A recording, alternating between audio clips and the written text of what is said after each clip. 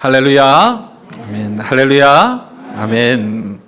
여러분, 우리 옆에 계신 분들 한번 인사 한번 나누실까요? 사랑하고 축복합니다. 네. 자, 우리 앞뒤로도 한번 인사 나누십시다. 사랑하고 축복합니다.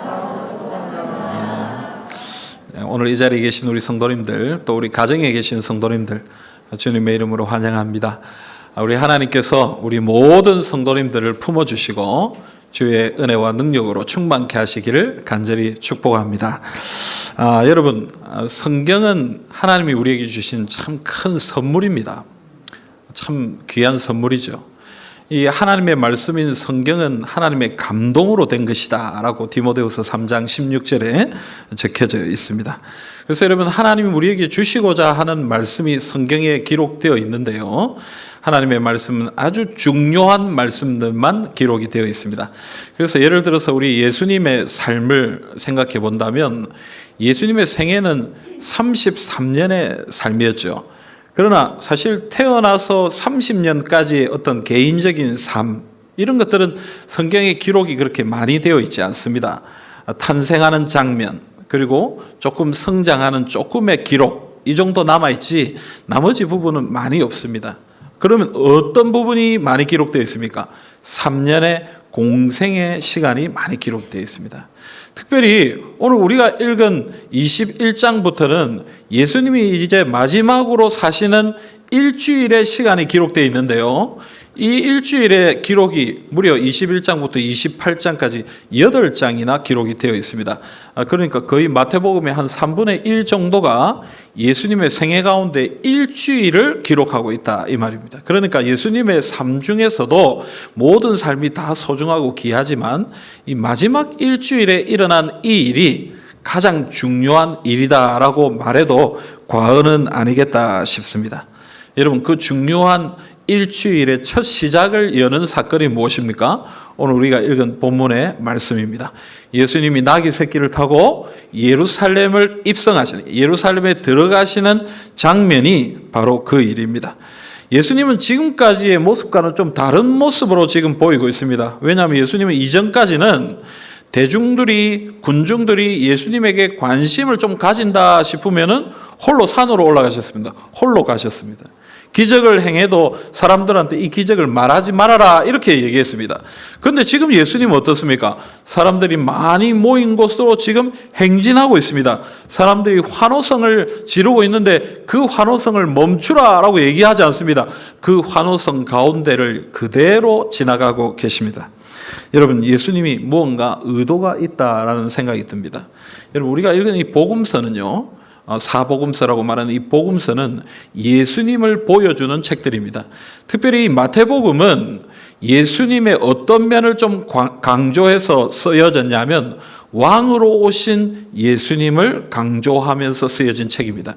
그래서 어떤 사람은 이 마태복음을 왕의 복음이다라고 부르기도 합니다. 지금 예수님은 자신이 이 땅에 왕으로 오셨다라는 것을 세상 사람들에게 보이고 있는 것입니다. 사람들이 모여서 그에게 환호성을 지를 때에 내가 이 땅의 구원자로, 왕으로 이 땅에 왔다라는 것을 보이기 위해 용감하게 그 가운데를 지나가고 있는 것입니다. 예수님의 이런 모습을 보고 이스라엘 백성들은 환호했습니다. 뭐라고 환호했습니까? 호산나, 호산나. 이렇게 예수님께서 백성들의 환호를 받으며 예루살렘으로 들어가신 이 일을 우리는 지금 종려주일이라고 부르고 이렇게 지키고 있습니다. 그리고 이어서 이번 주간은 무엇입니까? 예수님께서 우리를 위하여 고난당하신 고난주간이다라고 부르고 이 고난주간을 지키고 있습니다.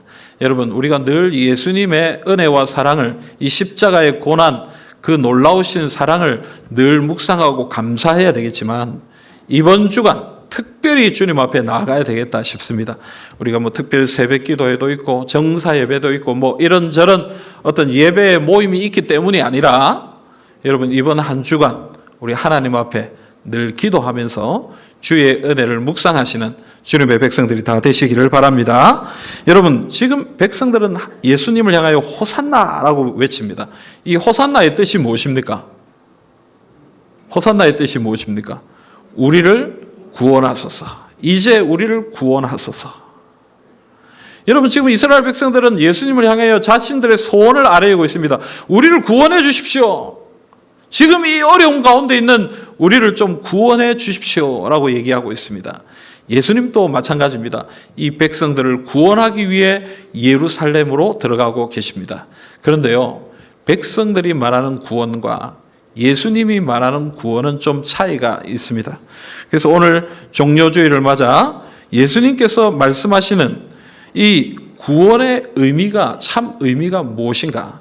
예수님의 모습을 통해 함께 생각해 보기를 원합니다. 먼저 첫째로 이스라엘 백성들은 로마의 압제로부터 구원해 주기를 원했습니다. 예루살렘에 들어오시는 예수님을 바라보며 이스라엘 백성들은 자신들을 좀 구원해 달라라고 그렇게 외쳤습니다. 그들이 외치는 이 구원은 어떤 의미입니까?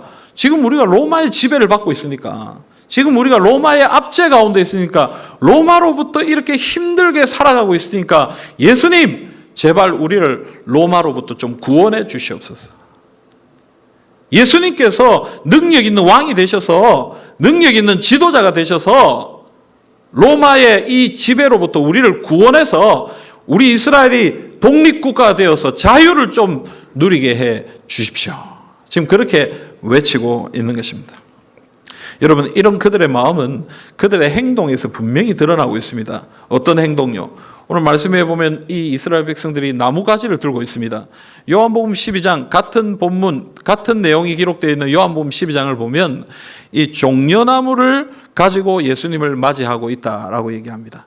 여러분, 이 종려나무는 이스라엘 백성들에게 좀 의미가 있는 나무입니다. 우리가 잘 알고 있는 헬라 제국의 알렉산더 대왕이라고 우리 잘 압니다. 그렇죠? 알렉산더 대왕은 온 나라를 공격해서 정복하고 큰 나라를 만들었습니다. 그런데 여러분, 그 큰 나라를 정복하고 나서 갑자기 죽어버렸습니다. 젊은 나이에.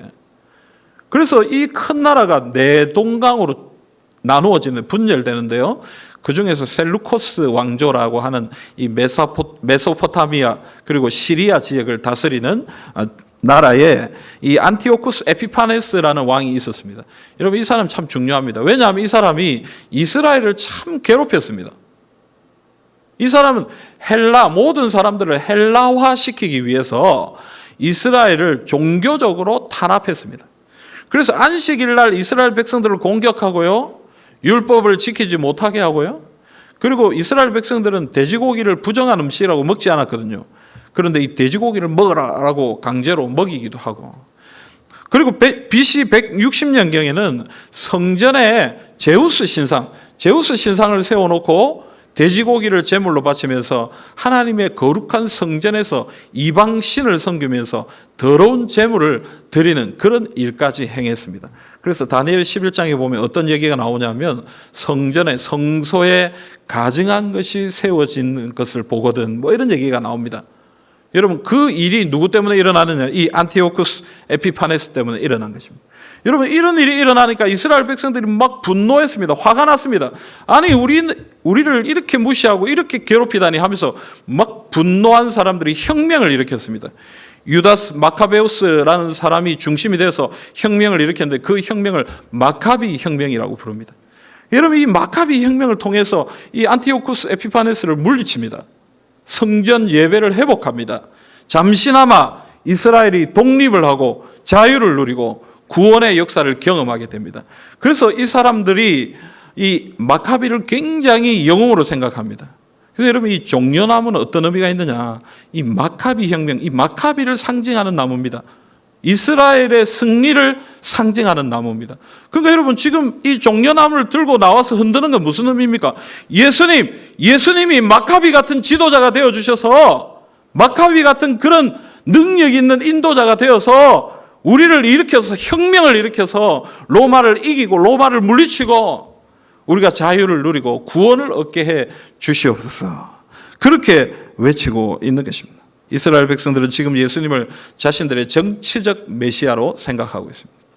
그들을 구원해 주기를, 정치적으로 구원해 주기를 지금 요구하고 있는 것입니다. 여러분, 성경을 보면요, 이스라엘 백성들은 항상 그랬던 것 같습니다. 사무엘상 8장에 보면 구약 시대의 사사와 선지자를 통해서 하나님께서 통치하던 시대에 이스라엘 백성들은 그런 가운데서도 왕을 구했습니다. 사무엘이 그 얘기를 듣고 백성들에게 가서 그 얘기를 했습니다. 너희들이 왕을 구하는데 너희들에게 왕이 생기면 이 왕이 너희들에게 어떤 일을 행할 것이냐? 왕이 너희 아들들을 데려가서 군사로 삼을 것이다. 전쟁을 벌이고 그 아들들에게 일을 시킬 것이다. 너희 딸들을 데려가서 음식을 시키고 노동을 하게 할 것이다. 너희의 좋은 포도원이나 좋은 땅이 있으면 그 중에 일부를 왕이 가져갈 것이다. 그리고 너희의 노비나 너희의 나귀들도 다 왕이 가져가서 사용할 것이다. 그래도 왕이 있어야 되겠냐? 여러분, 이렇게 얘기하는 사무엘에게 이스라엘 백성들이 뭐라고 얘기했냐면 사무엘상 8장 19절에서 20절 말씀입니다. 우리 같이 한번 읽어봅시다. 백성이 사무엘의 말 듣기를 거절하여 이르되 아니로소이다. 우리도 우리 왕이 있어야 하리니 우리도 다른 나라들 같이 되어 우리의 왕이 우리를 다스리며 우리 앞에 나가서 우리의 싸움을 싸워야 할 것이니이다 하는지라. 아멘. 여러분, 백성들이 사무엘의 말 듣기를 거절했다 그랬습니다. 그리고 뭐라고 얘기합니까? 우리도 왕이 있어야 되겠습니다. 우리의 왕도 다른 나라의 왕들처럼 우리 앞에 나와서 우리의 싸움을 좀 싸워주는, 그래서 적들을 이기고 물리치는 그런 왕이 우리에게 좀 있어야 되겠습니다 라고 이스라엘 백성들이 얘기하고 있는 것입니다. 그들이 원하는 왕은 자신들 앞에 나서서 전쟁하는 왕입니다. 적군들을 무찌르고 승리하게 하는 그런 왕입니다. 그래서 지금 이스라엘 백성들도 예수님을 향하여 그것을 요구하고 있습니다. 예수님, 우리 앞에 서서 로마와 싸워 주십시오. 로마를 이기고 우리가 좀 독립할 수 있도록 우리에게 구원을 내려 주시옵소서. 호산나 호산나 그렇게 외치고 있는 것입니다. 사랑하는 성도 여러분, 오늘 우리는 예수님을 향하여 어떤 구원을 원하고 있습니까? 오늘 우리는 하나님을 향하여 어떤 구원을 소원하고 바라고 있느냐 하는 것입니다. 혹시 우리도 이스라엘 백성들처럼 세상적 관점의 승리, 성공, 우리에게 그런 것들을 주시기를 원하고 주님 앞에 나아가고 있지는 않습니까? 우리의 관점도 세상의 것들과 썩 그렇게 다르지 않다라는 생각을 하게 됩니다. 우리도 성공하기를 원합니다. 우리도 승리하기를 원합니다. 우리도 이 세상에서 좀 폼나는 그런 삶을 살기를 원합니다. 우리 자녀들에게 공부 잘하라고 그렇게 가르칩니다. 여러분, 공부 못하라고 얘기하는 거 아닙니다. 그것보다 사실 더 중요한 것이 있는데 그것에 대해서는 얘기하지 않고 사실은 공부 잘하라 그것만 얘기합니다. 좋은 직장에 가는 것, 거기에 소원을 둡니다. 성공하는 것, 부자가 되는 것, 좀 높은 자리에 세워지는 것, 인정받는 어떤 자리에 가는 것, 어떤 그런 것에 우리는 많은 관심을 쏟아붓습니다. 여러분, 하나님 앞에 기도할 때 여러분 어떤 기도를 주님 앞에 드립니까? 잘 되게 해달라고, 우리 가정의 물질의 부족함을 채워달라고, 여러분 하나님의 나라와 의를 위해, 복음의 역사를 위해, 선교의 전진을 위해, 여러분 그런 것을 위해 구하기보다는 사실 우리 가정의 평안과 형통과 뭔가 잘 되는 어떤 것을 위해 하나님 앞에 구할 때가 너무 많다라는 것입니다. 우리의 관심은 항상 거기에 있는 것 같습니다. 영적인 것보다는 이 세상의 어떤 관점, 기준, 그런 것에 관심을 많이 가지고 있습니다. 오늘 본문 앞에 나오는 이 10장을 보면요, 예수님은 이제 제자들이 뭔가 조금 수준이 되었다라고 생각해서 마태복음 16장부터 이 제자들에게 이 십자가와 부활에 대한 이야기를 해줍니다. 20장에 보면 세 번째로 십자가와 부활에 대해서 이야기하는 장면이 나오는데요. 근데 참 안타까운 것은 뭐냐면요, 예수님이 세 번이나 이 십자가와 부활에 대해서 이야기하는데 그때 어떤 일이 일어나느냐 하면 세베대의 아들들의 어머니가 예수님을 찾아와서 예수님께 부탁합니다. 뭐라고 부탁합니까? 예수님이 높은 자리에 올라가시게 될 때에 내 아들들을 하나는 오른쪽에 하나는 왼쪽에 세워주십시오. 이렇게 부탁합니다. 여러분 한번 생각해 보십시오. 지금 예수님은 십자가를 바라보고 가고 있습니다. 제자들을 향해 나는 십자가에서 죽을 것이다. 고난받고 십자가에 죽을 것이다. 그리고 3일 만에 부활할 것이다. 구원의 역사에 대해서 설명하고 있습니다. 그들에게 자꾸 이야기하고 있습니다. 그런데 제자들은 지금 예수님을 향해 뭘 얘기하고 있습니까? 예수님이 높은 왕의 자리에 오르면 나는 오른쪽에, 저 친구는 왼쪽에 높은 자리에 우리를 세워주시옵소서. 그 얘기를 하고 있는 것이죠. 더 웃긴 이야기는요, 그 뒤에 제자들이 그 이야기를 듣고 뭐라고 얘기하냐면 분이 여겼더라 이렇게 얘기합니다. 아니, 예수님 앞에 저 둘이가 엄마를 데리고 와서 잘 되려고 예수님 앞에 좋은 자리 하나 얻으려고 저렇게 하다니 하면서 제자들이 화를 냈다라고 얘기하는 거예요. 여러분, 안타까운 현실 아닙니까? 예수님은 지금 십자가를 바라보고 있는데 제자들은 앞으로 내가 좀 잘 됐으면 좋겠다, 나는 좀 높은 자리에 갔으면 좋겠다, 난 좀 인정받는 권력 있는 자리에 좀 세워졌으면 좋겠다, 그거 생각하고 있는 것입니다. 오늘 우리는 어떻습니까?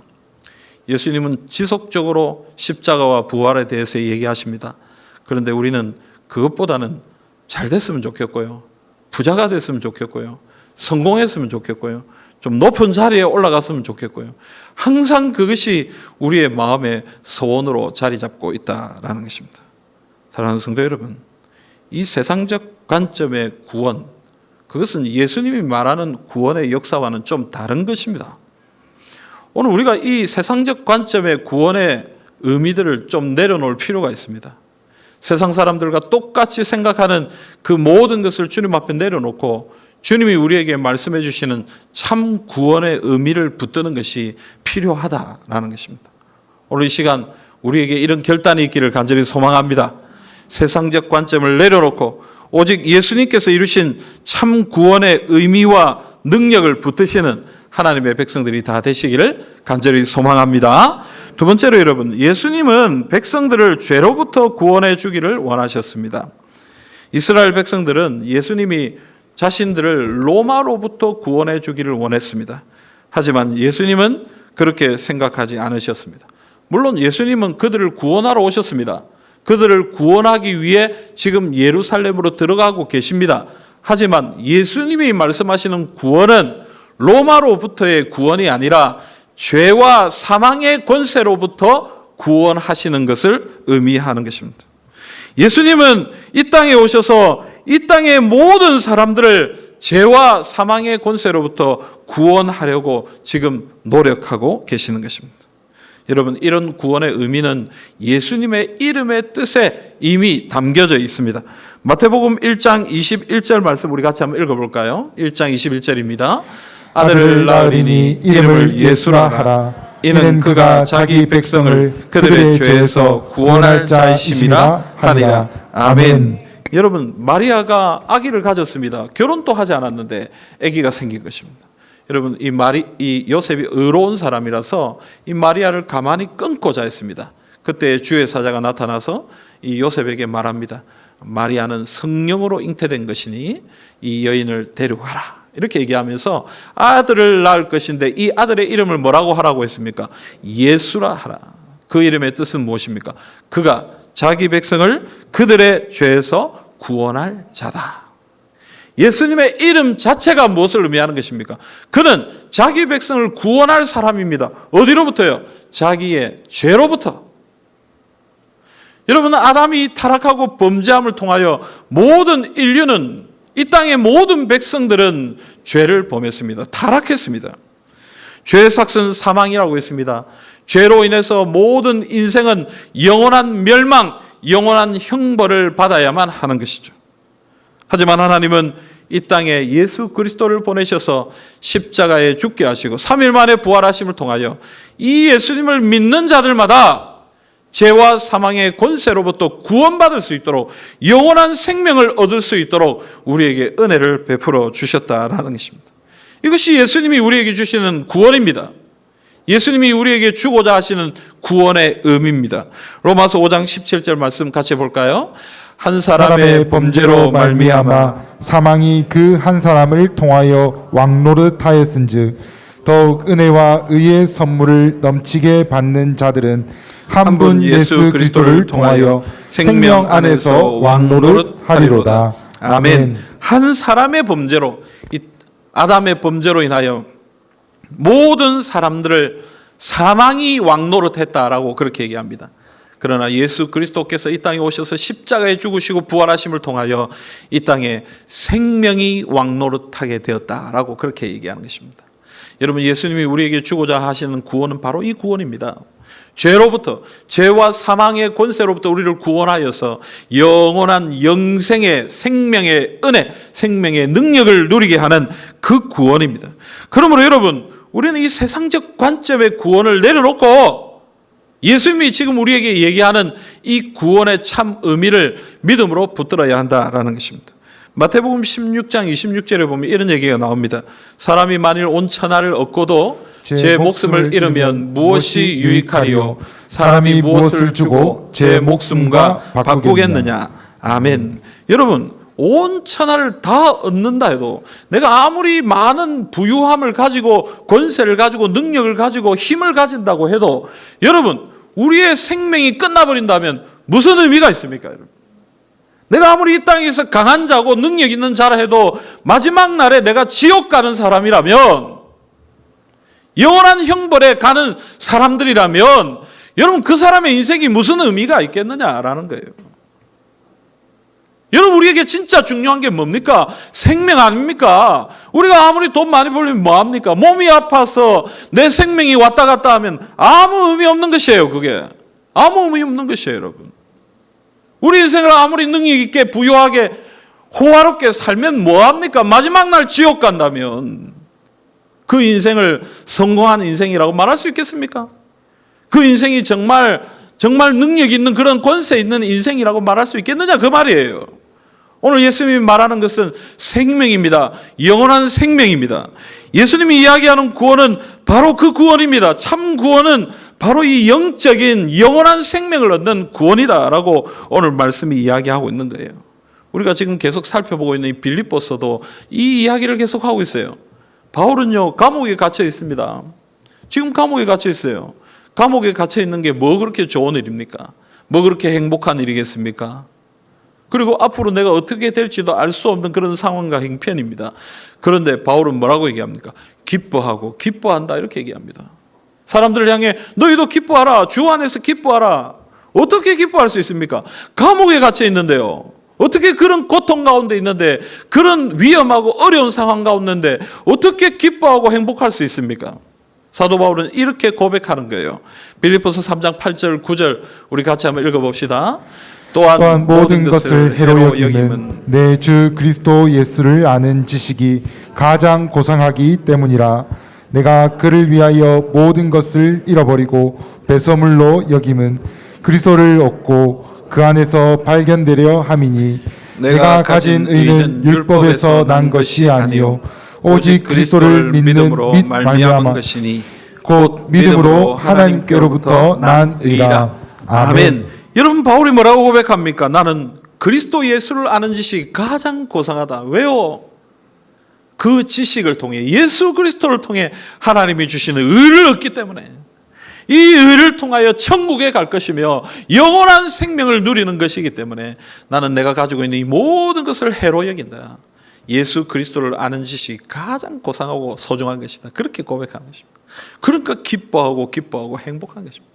사랑하는 성도 여러분, 예수 그리스도께서 주시는 이 구원이 여러분들에게도 이렇게 소중하고 중요한 것입니까? 여러분의 삶을 이렇게 움직이는 그런 능력이 되고 있습니까? 나는 조금만 힘들면 힘들고 피곤하고 낙심되고 절망되고, 내 주머니에 조금만 돈이 없으면 짜증이 나고 화가 나고, 나는 이 땅에서 성공하지 못하고 부유하지 못하고 뭐 그렇게 유명하지 못한 것 때문에 늘 힘이 들고 어렵다면, 여러분, 우리 좀 잘못 생각하고 있는 거예요. 하나님이 우리에게 주신 놀라운 구원, 영적인 생명, 영원한 생명이 있다는 사실을 우리는 기억해야 되는 거예요. 내가 어떤 상황 가운데 있든지, 내가 어떤 형편 가운데 있든지 그것이 중요한 것이 아니고, 예수 그리스도께서 우리에게 주신 그 구원의 은혜가 있다는 사실을 가지고 우리는 믿음으로 주님 앞에 나가야 되는 것입니다. 아멘입니까, 여러분? 또한 여러분, 이 땅에 필요한 구원, 또 이 구원이라는 사실을 기억해야 됩니다. 여러분, 이 땅의 사람들 우리가 돈으로 돕는다면 얼마나 큰 돈이 필요하겠습니까? 얼마나 많은 돈이 필요하겠습니까? 나라도 못합니다. 여러분, 이 세상이 가장 강대국이라고 하는 미국, 중국 이런 나라들도 이 어려움을 해결하지 못합니다.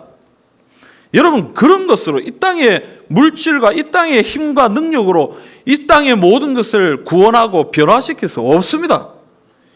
이 땅을 구원하고 변화시킬 수 있는 능력은 예수 그리스도의 십자가밖에 없습니다.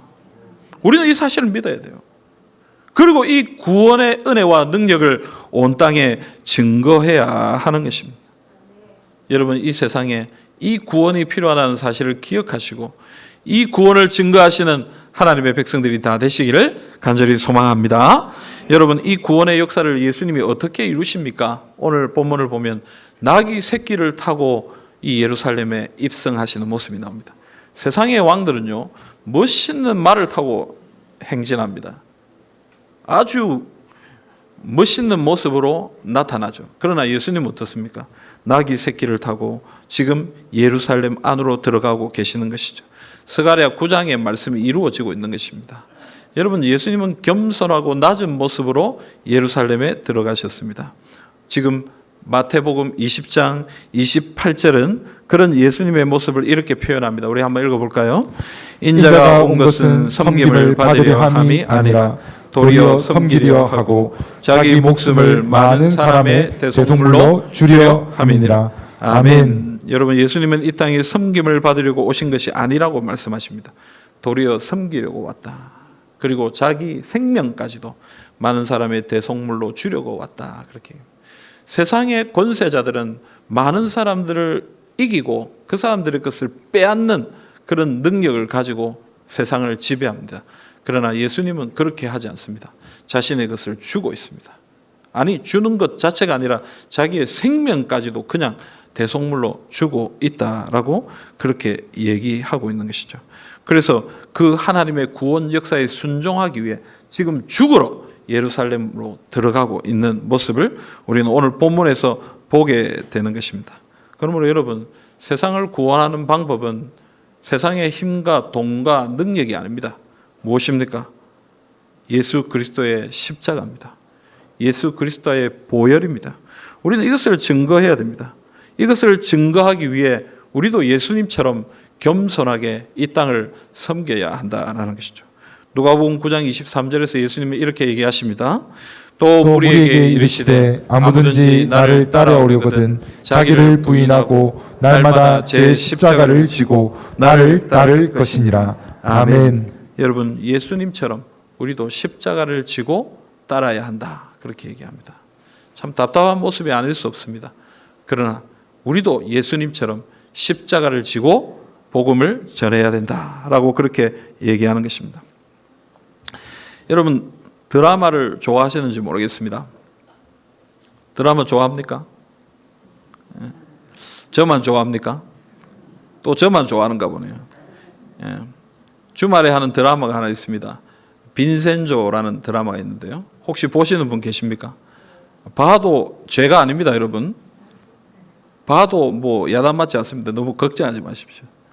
여러분, 이 빈센조라는 드라마는 어떤 드라마냐면 이 송중기라는 배우가 나오는 드라마인데요. 뭐 그냥 한 번씩 간간히 한 번씩 봤습니다. 이게 무슨 내용이냐면은 주인공이 이탈리아 마피아입니다. 마피아 변호사입니다. 근데 이제 국내에 들어왔어요.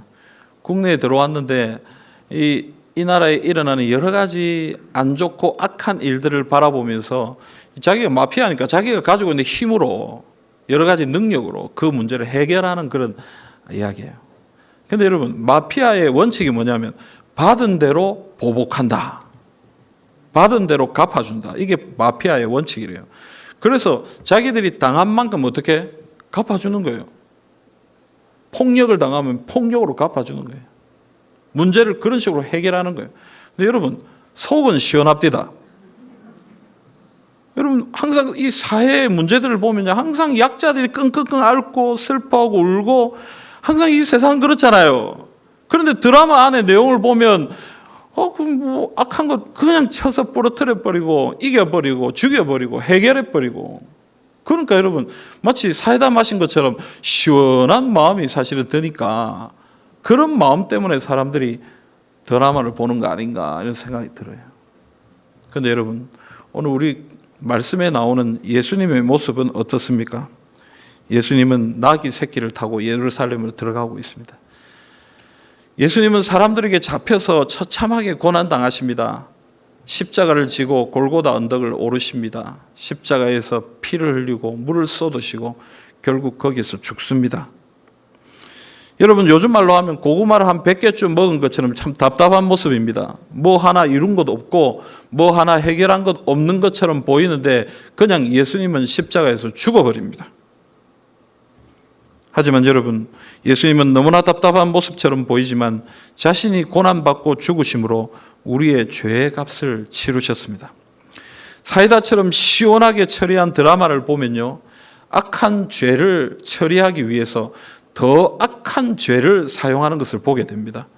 결국 죄가 남습니다. 죄를 처리하고 해결하기 위해 또 다른 죄로 그것을 해결하는 것입니다. 결국 더 큰 죄가 남습니다. 그러나 예수님은 어떻습니까? 그 죄를 위해 예수님이 죽으셨습니다. 그 죄의 값을 예수님이 치르셨습니다. 죄는 사라지고 생명이 남고 하나님의 은혜가 남는 것입니다. 너무나 답답하게 보이는 예수님의 구원을 통하여 이런 죄의 값이 치러지는 은혜의 역사가 나타나게 된다라는 것입니다. 우리가 전해야 될 복음은 바로 이런 것입니다. 인간적으로 그냥 부딪혀버리는 그런 것 말고, 그래서 죄를 죄로 갚아버리는 그런 것이 아니고요. 그 죄의 값을 위해 희생하고 헌신하고 섬기는 그런 예수 그리스도의 십자가와 같은 복음을 우리는 증거해야 한다라는 것입니다. 사랑하는 성도 여러분, 좀 답답할 수도 있습니다. 이게 이렇게 해서 되겠나 싶은 안타까운 마음이 있을 수도 있습니다. 그러나 예수님처럼 섬기십시다. 우리의 것을 나누고 또 그들을 위해 헌신하고 또 희생하고 순종하고 그렇게 주님 앞에 나갑시다. 그럴 때에 죄의 값이 치루어지고 해결되는 은혜의 역사가 나타났던 것처럼 우리의 삶 가운데도, 이 땅 가운데도 하나님의 생명의 역사가 일어나게 될 줄로 믿습니다. 그러므로 여러분, 예수님처럼 낮고 겸손한 모습으로 이 땅에 예수 그리스도의 십자가를 증거하는 하나님의 백성들이 다 되시기를 주님의 이름으로 축복합니다. 사랑하는 성도 여러분, 예수님께서 주시는 구원은 죄로부터의 자유를 얻는 영적인 구원입니다. 그리고 이 영적인 구원을 이루기 위해 우리는 십자가를 지고 예수님을 따라가야 합니다. 그래서 오늘 또 예수님은 우리에게 십자가를 지고 나를 따르라 라고 그렇게 권면하고 있습니다. 오늘 이 예수님의 말씀에 누가 순종하시겠습니까? 이 예수님의 말씀에 누가 따르시겠습니까? 조금만 힘들어도, 조금만 손해보는 것 같으면 안 하고 싶은 것이 우리의 마음 아닙니까? 이렇게 하는 것이 과연 효과가 있을까? 이렇게 하는 것이 무슨 의미가 있을까? 늘 그렇게 생각하면서 순종하지 않고 헌신하지 않는 우리의 연약한 모습을 많이 보게 되는 것이죠. 그러나 여러분, 지금까지 복음의 역사가 어떻게 이루어져 왔는지를 생각해 보십시오. 유명한 가문의 사람으로 태어나서 앞으로 창창하게 그렇게 뛰어난 능력을 나타낼 수 있었던 사람인 바울, 복음을 위해 모든 것을 버리고 선교를 위해, 주를 위해 전심을 다해 달려갔기 때문에 그를 통해 복음의 역사가 일어났습니다. 오늘 제3용도교회의 역사를 봐도 마찬가지예요. 우리 믿음의 선배들을 볼 때 주를 위해 자기의 것을 아끼지 않고 헌신하고 희생하고 섬겼기 때문에 복음이 전해졌고 교회가 부흥했고 하나님의 나라가 확장되었습니다. 오늘 점점 갈수록 오늘 우리의 모습 가운데는 이런 모습들이 점점 작아진다라는 생각을 하게 됩니다. 여러분, 십자가를 지고 가야 되지 않겠습니까? 주님을 따라야 되지 않겠습니까? 그래서 주님이 말씀하시는 이 구원을 온 땅에 전해야 되지 않겠습니까? 오늘 한 주간 동안, 오늘뿐만 아니라 이번 한 주간 동안 예수 그리스도의 십자가를 묵상하면서 우리도 예수님처럼 한번 살아가겠습니다. 예수님처럼 살기를 원합니다. 그렇게 결단하면서 믿음으로 주님 앞에 나아가시는 하나님의 백성들이 다 되시기를 우리 주님의 이름으로 기원합니다. 아멘.